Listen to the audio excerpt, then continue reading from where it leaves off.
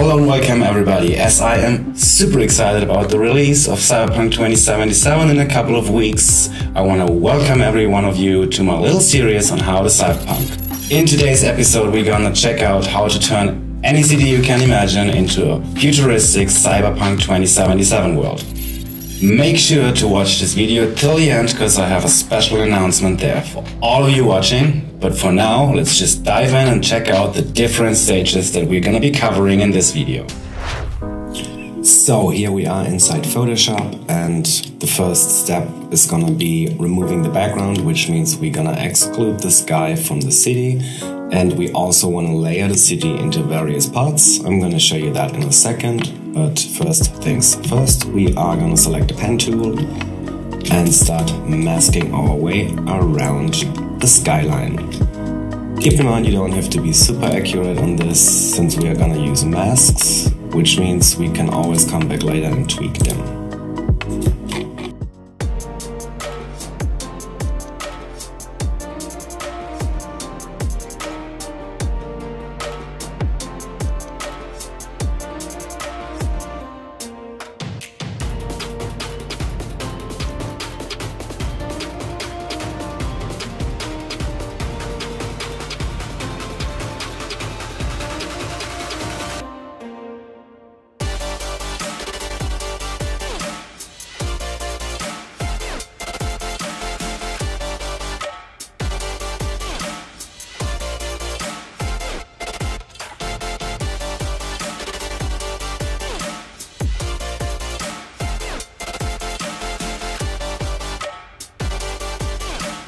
So, after you made your selection, all that's left to do is click the mask button, and here we go, we have removed our background, and now we are going to continue using the mask pen in those areas, like I said before, to give the picture a little bit more depth and to add the haze effect.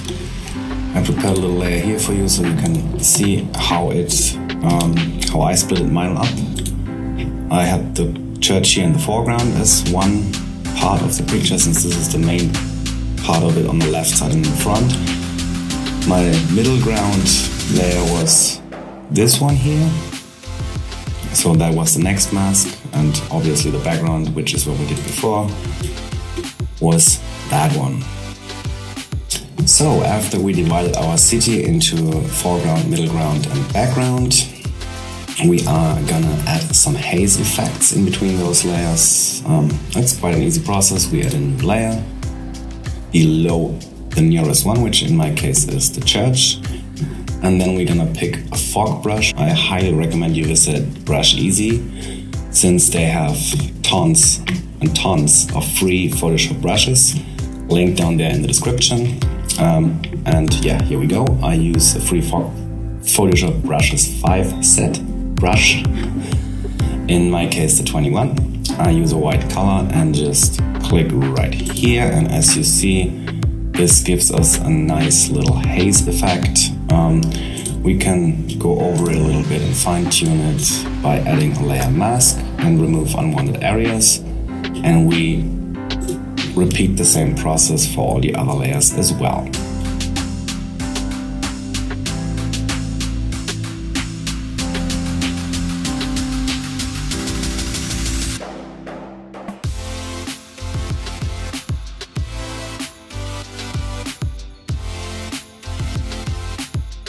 After we are done with that, we are gonna apply a photo filter by clicking down there in the selection. We click on photo filter, and what we want to do is we want to make sure we only affect the layer below it by holding Alt pressed and then click.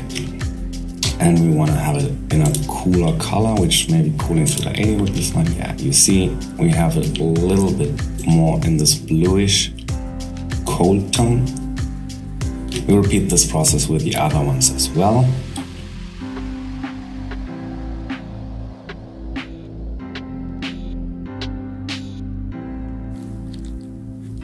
And finally, to finish up that stage, we're gonna add another photo filter, but this time over the entire image. Like this one. We tweak the values a little bit to get this reddish amount. I would go with a density of 55 in this case. It might look quite strong, but it's gonna change it a little bit again anyways, so let's keep it like that for now. So here we are, this is stage 2. We're gonna add a nice background sky now, as well as some clouds, a moon and some stars. Starting with the sky image. I just found this one on Pexels, which is a free stock image website that I can highly recommend, since they have a lot of cool free content for you there. Also wanted to make it less dominant. I achieved this by adding a vignette to it. We are gonna speed up the next couple of steps, since they are pretty straightforward. First of all, we add the moon by using a moon brush, again from Brush Easy. And we add an outer glow image effect to it, so we have this nice halo around the planet. The intensity is tweakable, so just go with however you like it. Next step, you guessed it, another brush. It's a starfield brush that adds those stars to the sky. Just make sure it's scaled up enough, and then maybe turn down the values a little bit. I turned down the layer opacity since I thought they were a little bit too dominant. Clouds, also a brush. Change its blend mode to soft light or overlay. This is a little bit depending on your personal flavor. I liked it that way. And then lastly, we just use some masks to remove the stars from unwanted areas. And also we reduced the moon's opacity so it looks like it's fading out on the right side. The next step, I'm not gonna lie, will be a pain, since it is enormously time consuming. You can see a little preview of me down there during the process, and you see how I'm suffering. But the good news is we are gonna go from this image to this image, and I'm sure it's worth the effort. So let's go. We start off this process by turning the whole lighting down a little bit to create Nightmood. To achieve this, the only thing we have to do is to add another adjustment layer. This time we go with brightness and contrast, and we tweak the values. We go really low with the brightness. I go with -100 and increase the contrast to, let's say, 70. Yeah, that should fit. And as you can see, it looks a lot more like a cozy night scene. Starting off with the windows, all we have to do is we make a duplicate of our main city, copy it all the way on top, activate it. Now we can also see the difference between the day and the night version of our city. For now we turn down the opacity to around 50. We add a layer mask, and we completely blacken that one, so we have nothing of that layer visible. And now we start masking.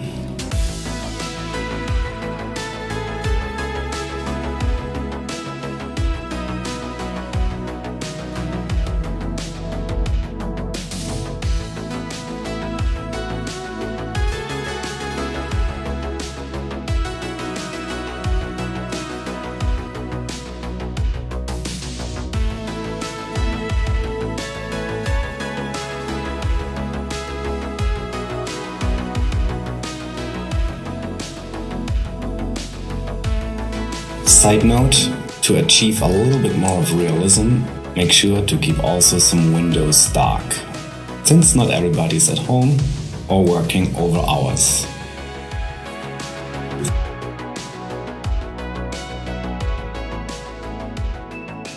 So ladies and gentlemen, this would have been the process for the first skyscraper. Cool thing now is that you can add some adjustment layers such as exposure, curves, levels, brightness and contrast, or even a photo filter. And if you apply it only on that layer, you see I can even colorize the windows the way I want them to be. So let's jump ahead and see where we should end up after having masked out all the windows. Boom, there you have it. You have converted your day scene into a night scene. Looks already quite cool if you ask me, but not futuristic or cyberpunkish at all. So if you made it that far, I can guarantee you the hard work is done. And from here on, it's only gonna be a creative process and it's gonna be a lot of fun. After a little bit of research on how those cyberpunk cities look like, you will find one thing that they have all in common, and that is neon signs. It's neon everywhere. It's basically neon and advertisement, neon and advertisement.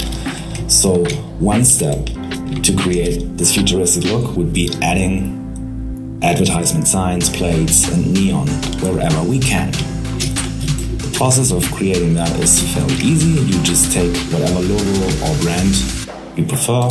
Feel free to use whatever you want. You add it on top of everything and place it roughly where you want to have it.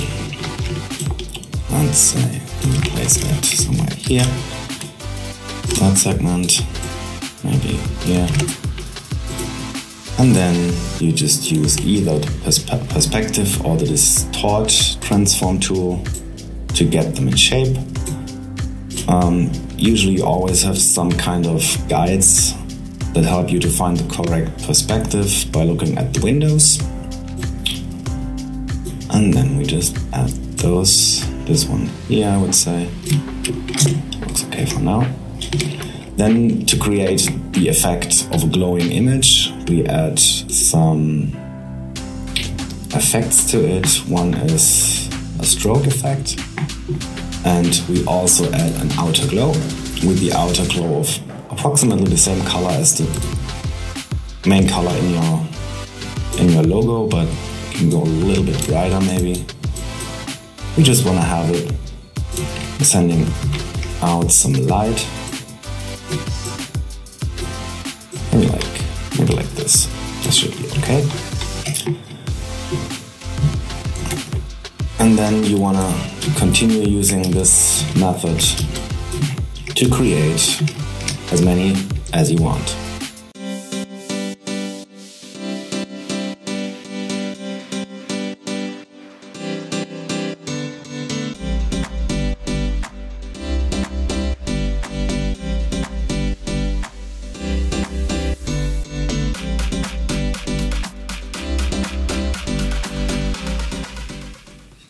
Since this building here in the front is very unique and iconic to Frankfurt City, I decided to turn it into a fast food restaurant, added the huge M logo on top, and with the help of a drop shadow effect, I also added a little bit of depth to the logo, so it looks like it's actually really a 3D thing. I also duplicated the roof and colorized it with a little bit of a red tint, masked out the areas that I wanted to give it the feel and the sense as if it would be lit by the red color of the sign. At the end it should look something close to this. Also, this is a nice time to add some little Easter eggs wherever you want. I personally use my portfolio's logo on the right side as well as my YouTube logo on the huge skyscraper in the back. Now that our city starts to look a little bit more futuristic, it's time to get rid of those old cars, since they would probably not drive around in 2077 with cars like this. One way would be to just cut them out and replace them, but that's actually pretty much a long process, and also it doesn't add anything else, which is why we go with the approach of adding light leaks over here. This has the nice side effect that the whole picture will also gain a lot more dynamic. It is fairly easy to do. Just look up some reference pictures or any kind of footage you can find with light leaks such as this. Then what we want to do is we want to crop it down a little bit, like this. Change its blend mode to linear dodge, color dodge, light, or screen. They all work out, and it's good to have a mix of those. You'll see what I mean in a second. We just place them approximately where we want them, and then use the warp tool to create its shape, and we're gonna continue this process with a couple of layers and also with different ones.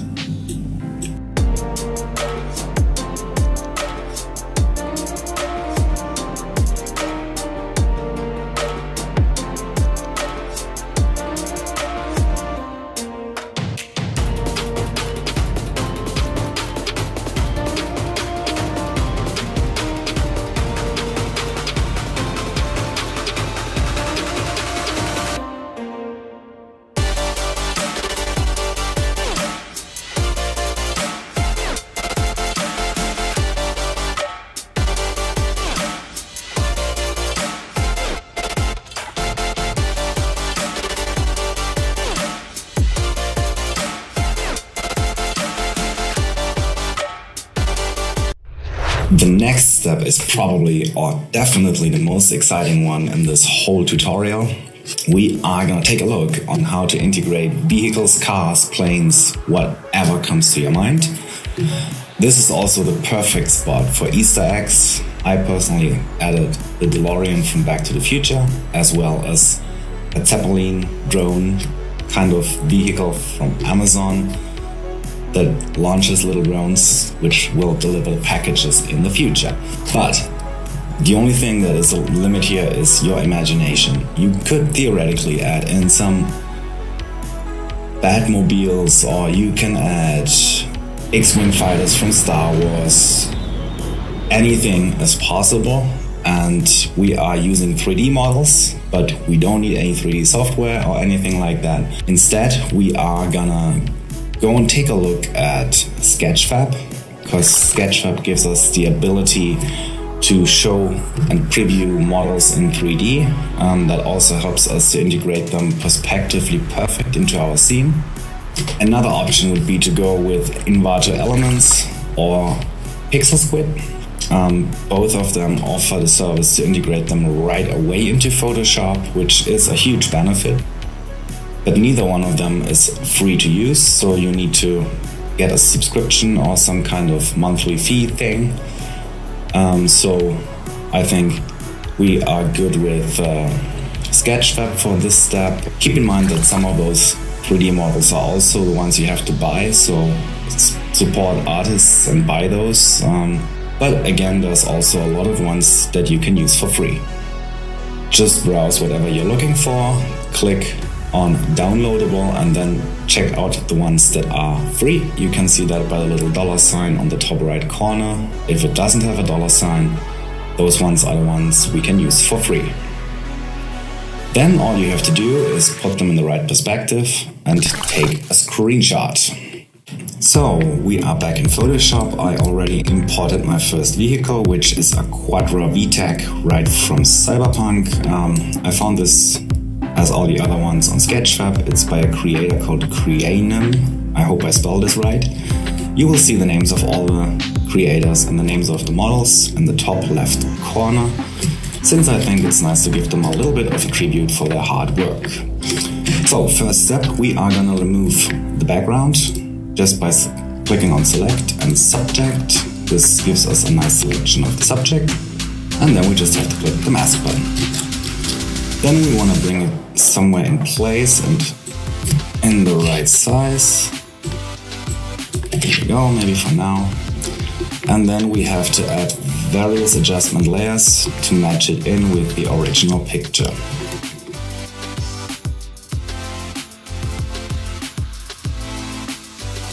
It's a variety of adjustment layers, such as photo filter, hue and saturation, exposure, as well as brightness and contrast.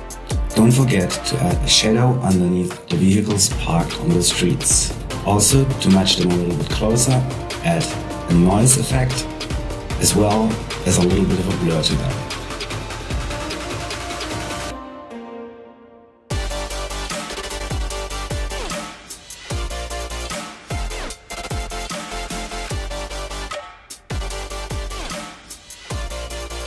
Also keep in mind where your light sources are. That way you can highlight certain areas, as well as add shadows to the areas that are in the shade. It's also a good tip to add a little bit of a story wherever possible. In my case, I added those two police vehicles that look like they are flying with high speed and are on a chase. If you want to add motion to those vehicles, just duplicate them, give them a motion blur filter, and mask it out at the necessary spots.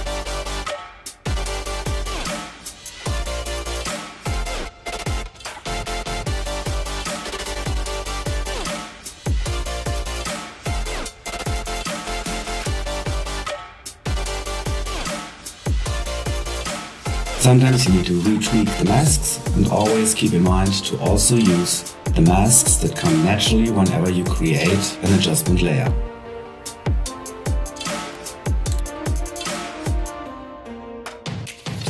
This is my final outcome of the city with vehicles and 3D models. As you see, I added some planes since this is Frankfurt, and I also added some cranes on the left side, since we all know that Frankfurt is a construction site 24/7.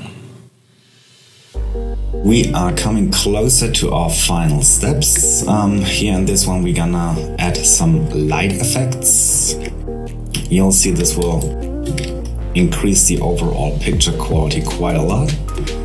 For the light effects, the first thing we want to do is we want to import some IES light profiles. So let's dive right in and check out how this works. It is a super easy process. You just select one of those. Like I said before, they are already PNGs, which means they are transparent, so no masking, nothing. And then we just bring them in place wherever I want to have it. In my case, I think we're gonna go with this one over here. It looks like quite cool. It gives this impression of light beams being shot out in the night sky. We are obviously gonna use adjustment layers again. We would be good with the photo filter, since this one can be turned into any color we want. I think I go with the green, since the house theme is kind of greenish.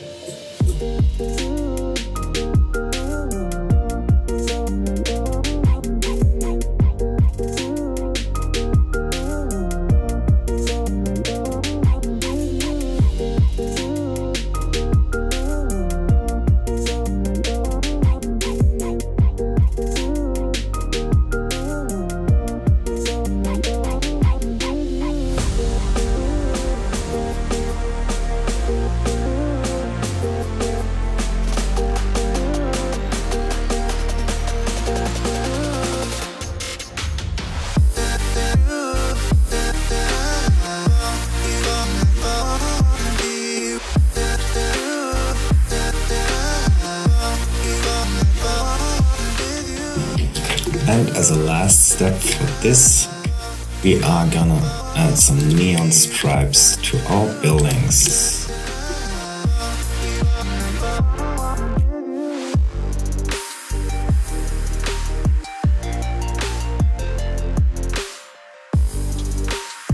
And then just add an outer glow to it.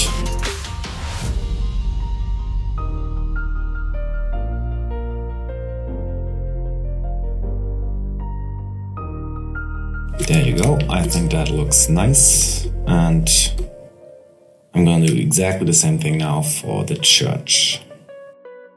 As you see, that changed the whole image quite a bit on the left side. I added a little bit of an additional haze behind the church's roof, and I also tinted the roof slightly with a green color, basically the same as we did before with the fast food store.